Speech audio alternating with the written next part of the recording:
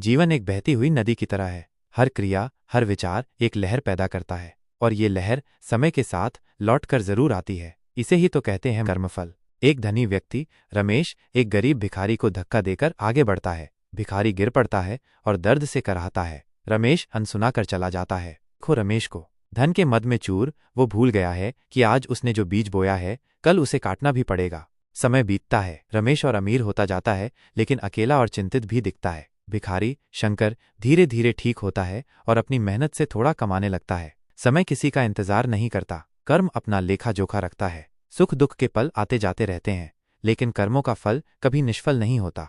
एक तूफानी रात, रमेश की फैक्ट्री में आग लग जाती है। वो सब कुछ खो देता है। बेघर और बेसहारा वो सड़कों पर भटकता है। भाग्य का पहिया घूमता है। आज जो शिखर पर है कल वो नीचे भी आ सकता है, और जिसने कभी दर्द दिया था उसे दर्द सहना भी पड़ सकता है। रमेश ठोकर खाकर गिर पड़ता है, वही जगह जहां उसने कभी शंकर को धक्का दिया था। शंकर, जो अब एक छोटी सी दुकान चलाता है, उसे देखता है। शंकर आश्चर्य से, रमेश, ये तुम्हारी क्या हालत हो गई?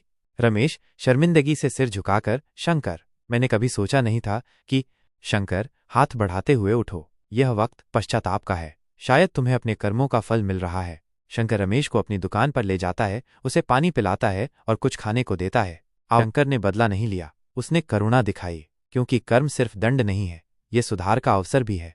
रमेश, आंखों में आंसू लिए तुमने मेरी मदद की, मैंने तो तुम्हारे साथ। शंकर, बीती बातें छोड़ दो रमेश, आज तुम्हें मदद की जरूरत है, यही धर्म है। इस कर्म का चक्र चलता रहता है। रमेश को अपनी गलती का एहसास हुआ। शंकर ने करुणा का परिचय दिया। हर कर्म एक प्रतिक्रिया को जन्म देता है, चाहे वो अच्छा हो या बुरा। रमेश शंकर की दुकान पर काम कर रहा है, उसके चेहरे पर शांति है। शंकर मुस्कुरा रहा है। आवाज ओएस, इसलिए हर कदम सोच समझकर उठाओ, हर विचार को पवित्र रखो, क्योंकि कर्म फल अवश्य मिलता है, आज नहीं तो कल, इस जन्म में नहीं तो अगले जन्म में। जीवन एक दर्पण है, ये वही दिखाता है जो आप इसमें डालते हैं।